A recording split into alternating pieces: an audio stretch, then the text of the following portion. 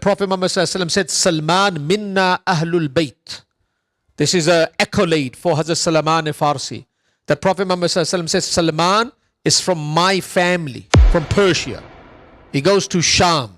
Then he comes to Mosul. Then he goes to Nasibain. Then he goes from Nasibain to Amuriya. So now he's traveling with these people right from the top. They're coming down, down, down. And when they're between Medina and Sham, there's a place known as Wadi al-Qurra. They deceive Salman Al-Farsi and they sell him as a slave.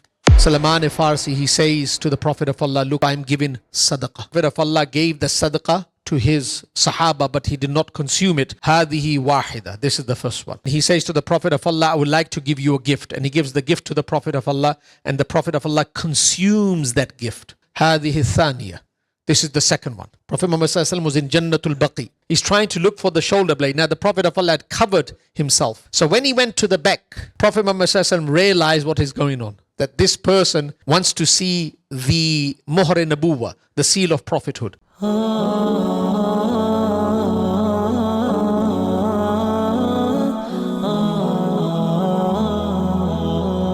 Assalamu alaikum wa rahmatullahi wa barakatuh.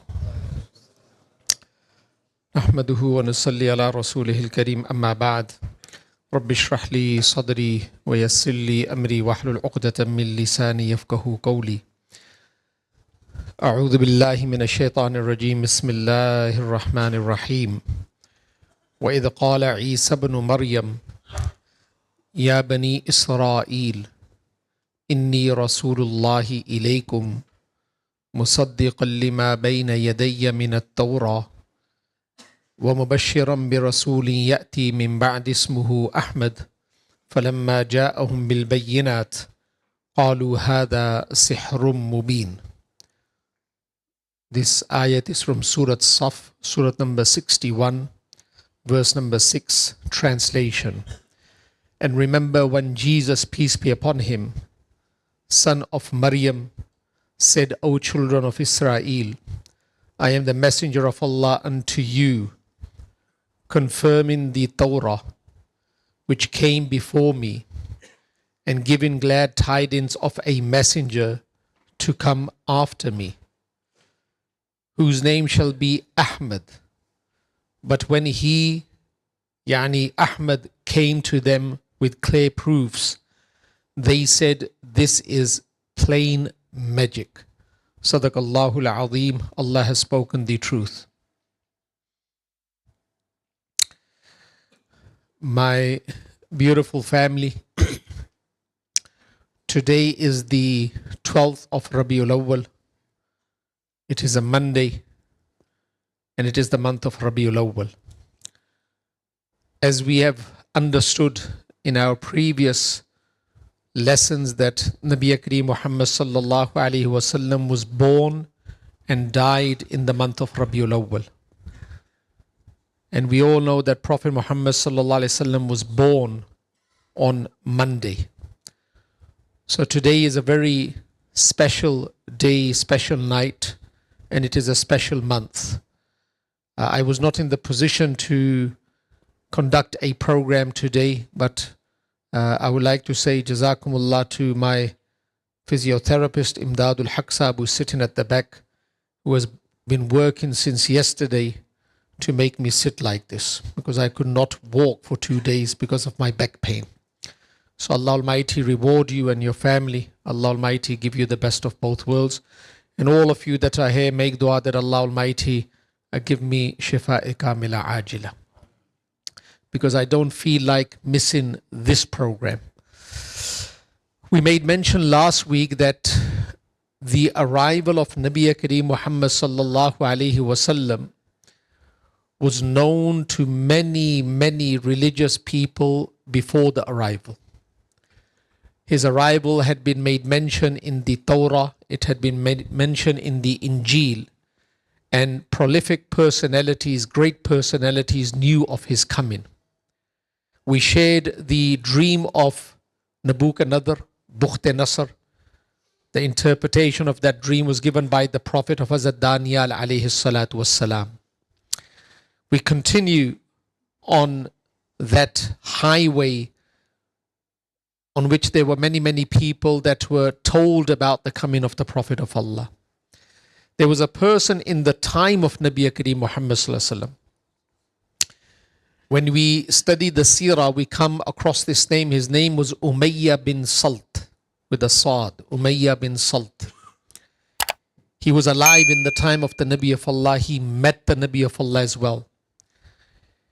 He was a very pious person. Even before the teachings of the Nabi of Allah, he kept away from all that was against the Sharia, that was against the law of Allah. He did not commit polytheism, he did not drink alcohol, and he did not commit the other crimes. And he was living a very monastic life. And he started telling people that the next prophet that is to come, that will be the final prophet, will come from this area, from the Arab Peninsula. And I believe that that person is me. So he claimed that I will be the next prophet. He was waiting for prophethood to come to him, because he could not see anyone more religious than him, Umayyah bin Salt. But as he had studied the previous scriptures, he came to know that Allah Almighty blesses people with prophethood at the age of 40. At the age of 40. When he passed that age, he realized that he is not the chosen one. So before that, he thought that he was the chosen one. Now, Allama ibn Hajar Asqalani, who is one of the greatest commentators of Sahih al-Bukhari, he makes mention of the following. That Umayyah bin Salt came to Abu Sufyan. Umayyah bin Salt came to Abu Sufyan. Neither are Muslims. Later on, Abu Sufyan becomes radiyallahu ta'ala an. Umayyah bin Salt dies in the state of disbelief. So Umayyah bin Salt was a good friend of Abu Sufyan. He met Abu Sufyan and they started to speak about spirituality.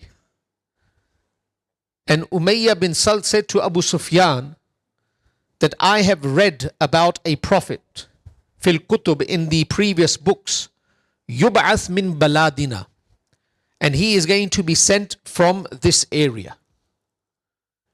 So he said this to Abu Sufyan. And then he said to Abu Sufyan that I thought that I was that person. But my age has moved on from 40. So most probably it is not me. And then he studied the previous divine scriptures and he came to know that the last prophet will come from this area, but he will be from Abd Manaf, from the family of Abd Manaf. And Umayyah bin Salt was not from the family of Abd Manaf. So now he started to look at all the different personalities that held weight in Makkatul Mukarramah from Abd Manaf, from the children of Hashim, from the children of Abd Shams, from the children of Muttalib and the children of Nawfal. He came across one person and he thought that he will be the prophet. Now you'll be amazed who that person is. Umayyah, Abd Shams' son's name is Umayyah. Umayyah had a brother whose name was Rabi'ah. It's not on the chart. So you can go to the left of Umayyah. Umayyah, the Umayyad dynasty. So Umayyah had a brother whose name was Rabi'ah. Rabi'ah had two children, and those two children, their names were Utbah and Shayba. Let's go back again. Very important to understand the Battle of Badr as well. So Umayyah had a brother whose name is Rabi'ah. Rabi'ah had two children, two boys, Utbah and Shayba. Utbah had three children. Got it? Abu Huzaifa, Walid and Hinda. Abu Huzaifa becomes radiyallahu ta'ala an. Walid and his father and uncle Utbah and Shayba, they are killed in the battle of Badr, in the duel. That's why Hinda took revenge for her brother Walid and for her father Utbah and for her uncle Shayba. Got it? You want me to say that again? All right. Umayyah has a brother whose name is Rabi'ah. Umayyah has a brother whose name is Rabi'ah. Rabi'ah has two sons, Utbah and Shayba. Utbah has three children, two boys, one girl. Only one becomes a Muslim. Abu Huzaifa radiyallahu ta'ala an. Walid dies in disbelief, and Hinda, of course, she becomes a Muslimah later on. In the Battle of Badr, there were three people that came to fight against Hazrat Hamza, Hazrat Ali, and Abu Ubaidah. Not Abu Ubaidah bin Jarrah, but Abu Ubaidah. And there were three that came from the non-believers, Utbah, Shayba, and the son of Utbah, Walid. And all three were killed. So Hinda took revenge of her brother Walid, revenge of her father Utbah, revenge of her paternal uncle Shayba. And that's why she hired the services of which person? Wahshi, who basically murdered, killed Hazrat Hamza radiyallahu ta'ala. So Umayyah bin Salt, he looked around and he found that Utbah is the person. So Utbah was a great personality. Rabi'ah, Umayyah's brother Rabi'ah's son, Utbah. He thought that Utbah will become the prophet. He thought Utbah will become the prophet because he had all the characteristics. He knew that he wasn't the prophet. So Utbah will become the prophet. But after some time, Utbah passed 40. So when he passed 40, he looked around, and then Nabi Kareem came back from the mountain, from the cave, and claimed to be a prophet. And there is a dialogue that we will speak about later on between Umayyah bin Salt and Prophet Muhammad that we won't speak about right now. Abu Sufyan came to Umayyah bin Salt and he said to Umayyah bin Salt, and he said, tell me, is Muhammad the prophet? Is Muhammad the prophet? He said, yes. Annahu haqqun. He is haqq. Fattabi'uhu. You should follow him. You should accept him as the prophet. Umayyah bin Salt is saying to who? To Abu Sufyan, you accept Islam straight away. He said, you're telling me to accept. Why aren't you accepting? Why aren't you accepting? He said, I feel shy because I told the people that I will become the prophet. Now, how can I submit to somebody else and accept him as a prophet? That shyness did not allow him to enter into Islam. And he died in disbelief. Abu Sufyan later on became a Muslim. This is Umayyah bin Salt. So sometimes the smallest thing can become a hook that does not allow a person to break away and enter into the tent of truth. There's a tent of truth.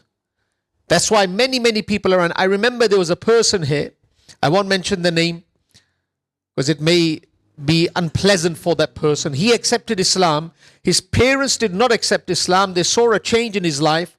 I asked the brother, why haven't your parents accepted Islam? He said, my parents can't give up the wine after a meal. That's the only reason. Shaitan allowed that wine to become the hook that keeps them in the fold of disbelief. Now, the verse that I wanted to make mention of is the verse that I recited in the start, Surah number 61, Surah Saf, and verse number 6. Remember, in the Torah, the glad tidings of the coming of the Prophet of Allah was Muhammad is coming. But in the Injil, it is Ahmad is coming. And we'll speak about Muhammad. There will be an entire lecture upon the name of the Prophet, Muhammad and Ahmad, what this means. So Muhammad is the name of the Prophet of Allah in the Torah. And Ahmad in the Gospel, this is the name of Muhammad sallallahu alaihi wasallam in the Injil, Ahmad. And Hazrat Isa alayhi salatu wassalam, he gave glad tidings to his disciples, to his followers, that Ahmad is to come. As we know that 70 years after the leaving of Jesus, peace be upon him, General Titus came and he destroyed Jerusalem. If we study the history, Titus came and he destroyed Jerusalem. And then 200 years after that came Constantine, the king who accepted Islam, or you can say Christianity at that time. And because of him, Christianity spread through the Roman Empire. Because Constantine, the king, accepted the message of Jesus, peace be upon him. That was, of course, distorted by that time. But 200 years before that, General Titus came and destroyed Jerusalem.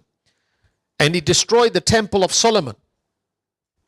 And that's why we only see one wall left of the Temple of Solomon. The Wailing Wall, that's it. Now, Christianity had spread. Now, I would like you to visualize the Arab Peninsula, and on the left top is the Roman Empire, and on the left top is the Persian Empire. Now, the Roman Empire are Christians now. After Constantine accepted, this became a Christian state. They had countries in Africa, Middle East, you can say, this area, and in Europe. And Iraq and Persian Empire, they were fire worshippers. Majusis, fire worshippers.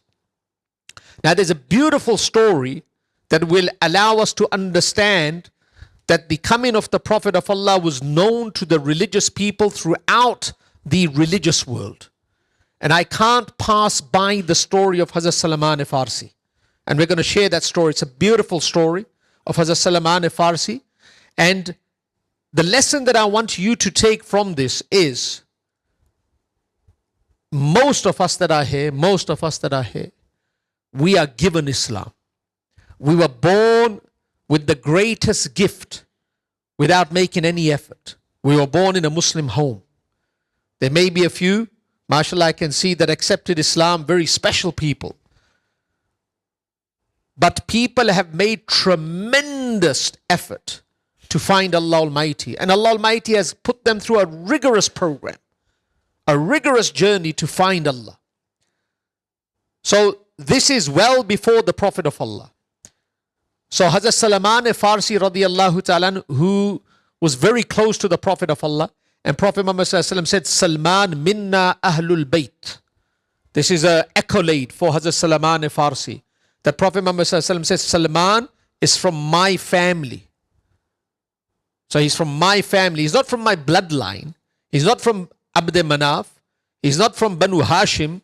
He comes from Persia.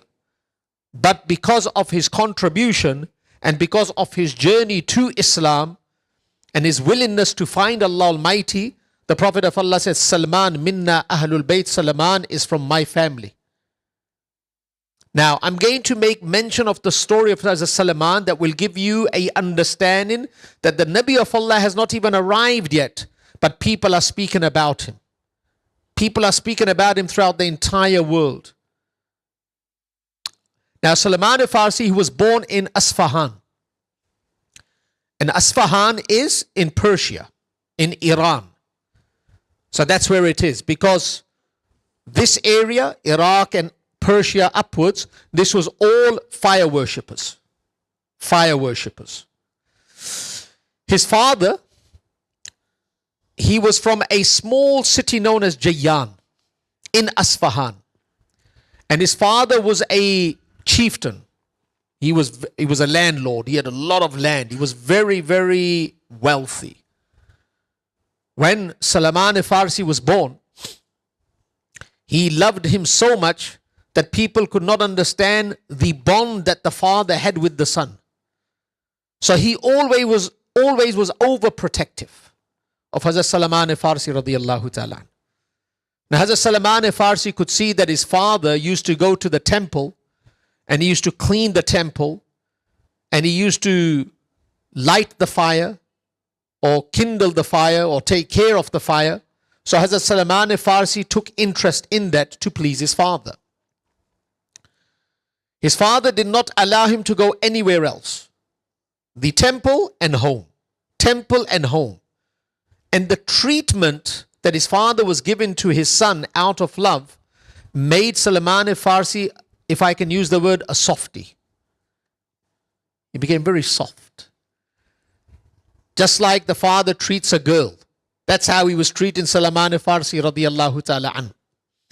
But Salman Al-Farsi took interest in the temple, and after some time he became like, if I can use the word so we can understand, he became the muazzin of that temple. So he's the cleaner, he opens it up, he takes care of the fire, he doesn't allow it to burn out. One day, the father says to Salman Al-Farsi, he says that, look, you know that I have many, many lands, and the yield is very profitable from the lands. Today, tomorrow, a few days, I cannot go to the land because I'm doing some construction in my home, in our home. So I would like you to go and check the land. So Salman Al-Farsi says, I will go. So Salman Al-Farsi, he starts walking towards his land, and en route there is a church. En route there is a church. And Salman Al-Farsi stops there and he starts listening to the preacher, to the priest, and he likes the teaching. He likes the method by which they are praying. He likes their salah, if I can use that, their salah. So he goes inside and he sits down and he starts witnessing, observing what these people are doing. And without realizing, he sits there until Maghrib.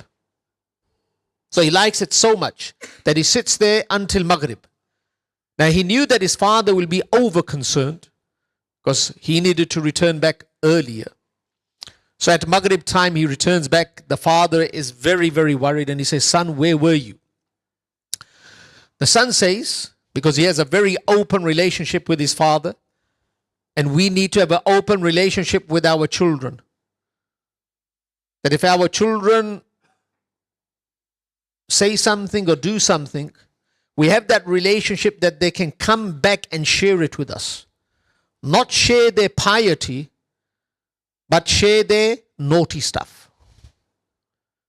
Not only piety, every child will come and share his piety, but we need to have a relationship where our child can come and speak about the naughty stuff. The naughty stuff. And then it's very important how we respond to that. Because if we respond in a matter that is not good, that child will never come to us again. So we need to be very, very careful. Times have changed.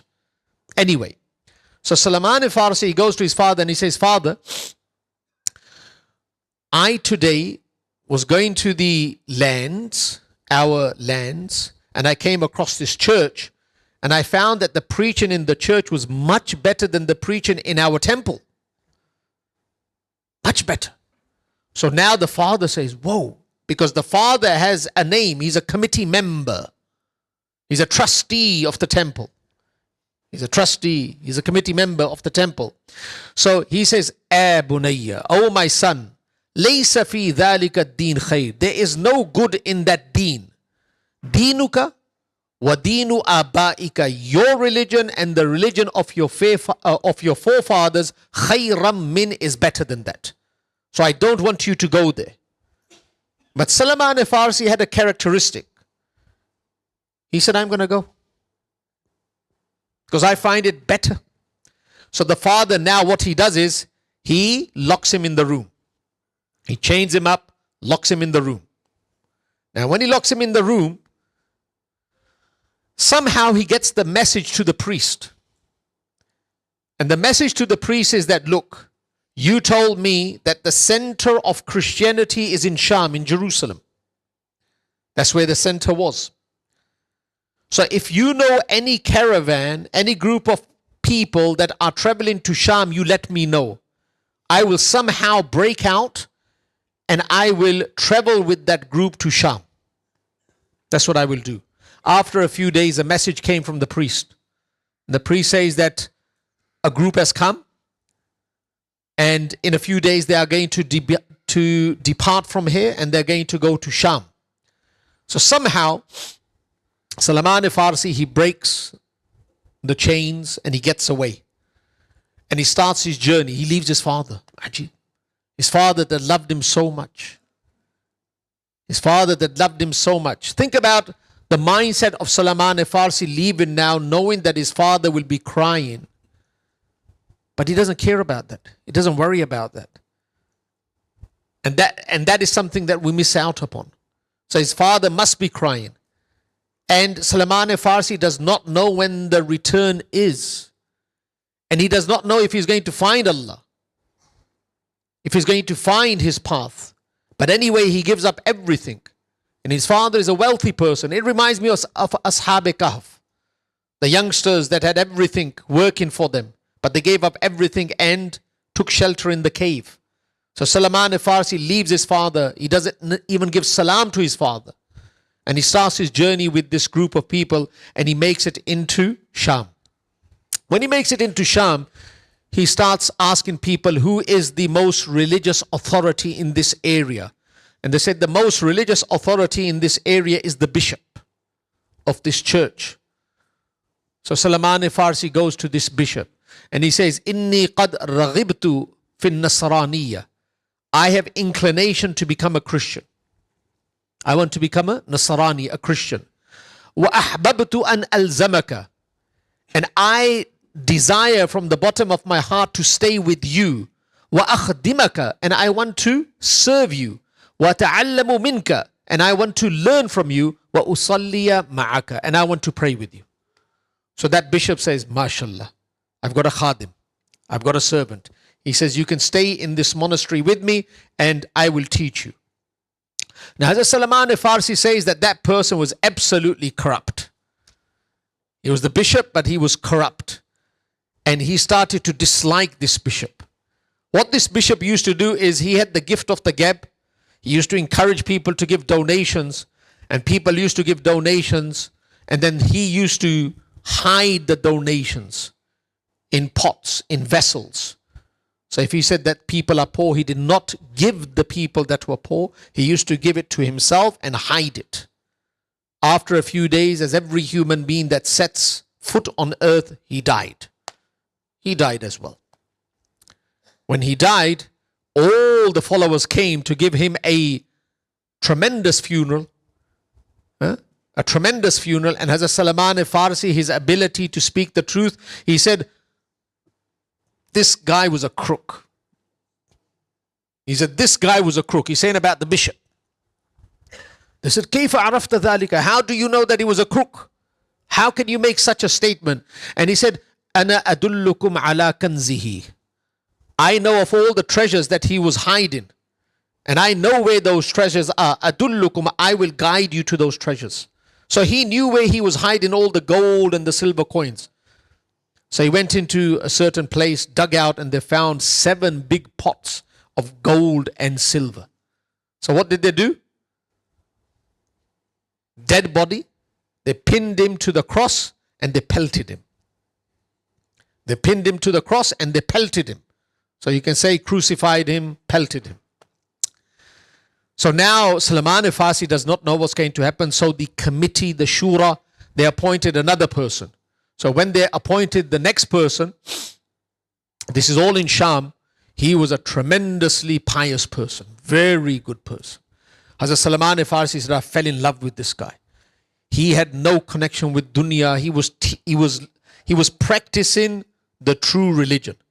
And I felt strong spiritual vibes from this person. But every person has to die. And most of the time you will understand that pious people, pious people, they become pious right at the end. You look at pious people in their face, it's right at the end. And they only got a few more days and then they move on. That's how it works. It takes a long time to become pious. I haven't seen many people that are pious young. Ego will get the better, this will get the better. There are certain things that switch off when a person becomes old. That's where he excels. No carnal desires, no desires for dunya, then a person excels. So after a few days, this person is on his last legs. So Salman Al-Farsi radiallahu ta'ala anhu comes to him and he says that, I love you, you are my teacher, you are my mentor. Where do I go now? Where do I go now? So this person says, look, if you want to go anywhere, you should go to Mosul. Now this is Sham, you have to go to Mosul, to Iraq. I know one person there and I believe that he is trustworthy, he is pious. You go and start learning from him. So Salman Al-Farsi starts his journey from where? Iraq. Yeah? He starts it from Persia, yeah? From Asfahan. So he travels, he goes to Sham. One teacher, crook. Second teacher, good. Second teacher is dying and he says, guides him to Mosul. Go to Iraq. So now he goes to Iraq. All this journey to find who? To find Allah Almighty. So he goes to Mosul now. When he goes to Mosul, he comes across this person. He is a very, very good person, very, very pious person. But like I said before, piety comes most of the time at the end. So now this Salman Al-Farsi is learning from him, and his time is up.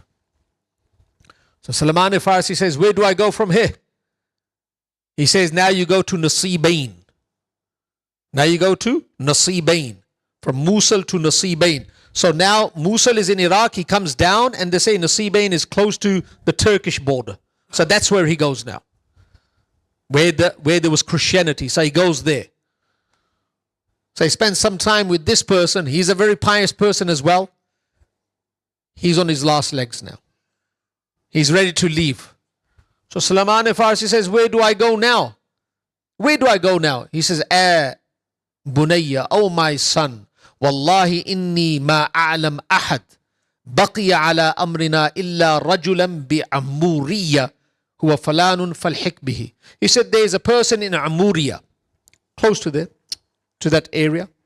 So you go to that person and he is the best person. And I don't know if there's any person like him on the planet right now. So you go and you connect yourself with him. Salman Al-Farsi goes to Amuriya. So he starts from where? From Persia. He goes to Sham. Then he comes to Mosul. Then he goes to Nasibain. Then he goes from Nasibain to Amuriya.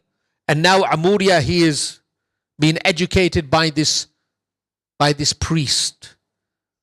One day, this priest is taking his last breaths. Allahu Akbar. So Salman Al-Farsi, what a journey.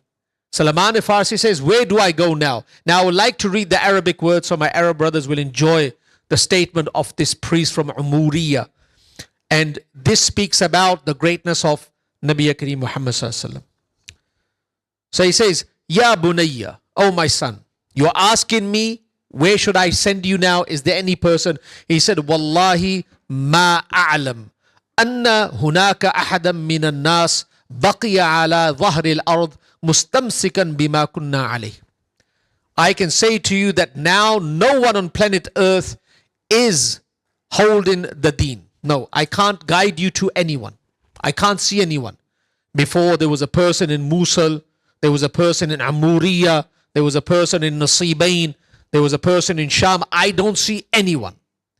وَلَكِنَّهُ قَدْ أَظَلَّ زَمَانٌ يَخْرُجُ فِيهِ بِأَرْضِ الْعَرَبِ نَبِيٌّ. But I'm telling you, I can see the signs. Like I can see the clouds, and the clouds indicate it is going to rain. I can see the signs that have been made mention in the divine books, that in the Arab Peninsula, Nabiyun, there's going to be a prophet, Yub'athu bidini Ibrahim, who will be sent with the religion of Ibrahim. Hasn't come yet, but I'm telling you, time is very, very close. Summa yuhajir min ardihi. So I am telling you to make hijrah. I can't send you to a person, but I can send you to the land where the person is to come that will be the prophet. So yuhajir, make hijrah. إلى أرض ذات نخل بين حرتين. So go to this land, Madinatul Munawwara, the palm trees. Go to this place. وله علامات. This person will have signs. Nabi Karim Sallallahu Alaihi Wasallam hasn't even come yet. This is all in the divine books, in the divine scriptures. Walahu alamat. He will have signs, this person. And I'm going to give you those signs. فَهُوَ يَأْكُلُ الصَّدَقَةِ فَهُوَ يَأْكُلُ الْهَدِيَّةِ. He will eat, consume a gift. So if you give him a gift, he will take it. وَلَا يَأْكُلُ الصَّدَقَةِ. He will not eat sadaqah. He will not eat charity. وَبَيْنَ كَتِفَيْهِ خَاتَمُ النُّبُوَّةِ. And between his shoulder blades you will find the seal of prophethood. فَإِنِ اسْتَطَعْتَ أَن تَلْحَقَ بِتِلْكَ الْبِلَادِ فَافْعَلْ. If you can, then you should travel to the city and you should bow in front of this person. Become a part of his group. So now, this person dies. He dies. Now, Salman Al-Farsi is in Umuriya, right at the top. Now, he knows that Prophet Muhammad ﷺ is going to come to the Arab country. Now, the Arab Peninsula is vast. Where in the Arab Peninsula? Yes, there will be date palms there. There will be a few signs. But I know the person that he will eat or he will take a gift, but he will not take sadaqah. And there will be a seal between his shoulder blades. So now, Salman Al-Farsi, whilst he was with this teacher in Umuriya, he was allowed to buy and sell. So he had a few cows and he had a few goats. So he made some money. So one day he was waiting, and a tribe from the Arab Peninsula known as the tribe of Kalb, Banu Kalb, they were traveling through Umuriya. Salman Al-Farsi said, where have you come from? They said, we come from the Arab Peninsula. He said, all right. He said, I would like to travel with you. إن حملتموني معكم إلى أرض العرب أعطيتكم بقراتي هذه وغنيمتي. If you take me with you, I will give you my cows and I will give you a few goats. But take me with you. So they said, all right. So now he's traveling with these people right from the top. They're coming down. And when they're between Medina and Sham, there's a place known as Wadi al-Qurra. They deceive Salman Al-Farsi and they sell him as a slave. So they've taken the cows from him. They've taken the goats from him. They have reached a place known as Wadi al-Qurra that is between Sham and Medina, and they sell him as a slave. And they sell him to a Jewish person. So now Salman Al-Farsi is stuck. He's looking around, what is he going to do? But when Allah Almighty wants to give you hidayah, and hidayah is based upon your feeling from inside, your want. Salman Al-Farsi has traveled far and wide and he has left his loved ones behind. Allah is not going to leave him in wilderness. Allah is going to guide him. So now what happens? Complete the story? We'll complete the story. So now what happens is, Salman Al-Farsi is waiting, and one day, the cousin of this new master comes. And this person sells Salman Al-Farsi to the cousin. The cousin is a member from the Banu Qurayza tribe. And Banu Qurayza is one of the tribes that reside in Madinatul Munawwar. So now Salman Al-Farsi, he is traveling with this person that is traveling to Madinatul Munawwara because his tribe is in Madinatul Munawwara. The three Jewish tribes, Banu Qurayza, Banu Kanuka, Banu Nadir. So he makes it into Madinatul Munawwara. When he's entering Madinatul Munawwara, he's looking around. And he feels that this is the city. This is the city where Nabi Karim Muhammad is going to come. All right. So now his master was brutal. Ruthless master. So he is working him overtime. One day, Salman Al-Farsi has climbed the palm tree, and we have seen it's very hard to climb a palm tree. So he's right on the top, plucking all the fruit. And the friend of his master comes and he says, قَاتَلَ اللَّهُ بَنِي قَيْلَةَ. قَاتَلَ اللَّهُ بَنِي قَيْلَةَ, meaning Allah destroy Bani Qayla. Now Bani Qayla is Aus and Khazraj. So this was a name. Qayla was a word used for Aus and Khazraj. Aus and Khazraj are the people that hosted Prophet Muhammad sallallahu alaihi wasallam. So he says, قَاتَلَ اللَّهُ بَنِي قَيْلَةَ. Allah destroy Bani Qayla. Yani Aus and Khazraj. Wallahi, إِنَّهُمْ الْآنَ لَمُجْتَمِعُونَ بِقُبَاء. That these people, the Aus and the Khazraj, the Qayla, Aus and Khazraj, they have come together at Quba. Quba.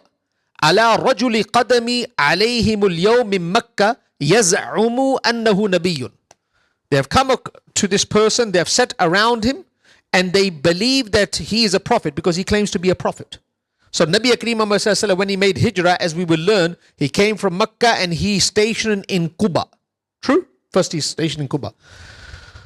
Salman Al-Farsi is on the top. His journey started in Asfahan. Allahu Akbar. He went through so much. When he heard this, the words in Arabic is that he said, like, how can I translate that in English? Shiver down the spine. He lost energy in his body. He was going to fall off the tree onto his master because he could not believe what his ears were hearing, because this is what he was waiting for. So he came down and he says, ماذا تقول أعد علي الخبر. He says, what did you say? What did you say? What did you say?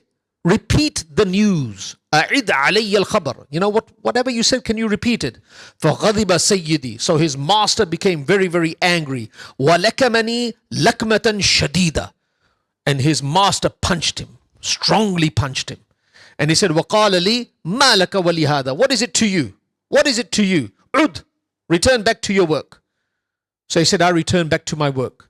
But I realized that Prophet Muhammad is in Quba. Now, the work of the day finishes. How far is Quba? We all went to Quba. Nowadays they made that beautiful trek. MashaAllah, Allah reward them. So Quba, we went last time. How long did it take, Brother Harun? 1 hour? 1 hour walk, beautiful trek, shops on both sides. So it takes about 45 minutes to 1 hour. So Hazrat Salman Al-Farsi goes to Quba.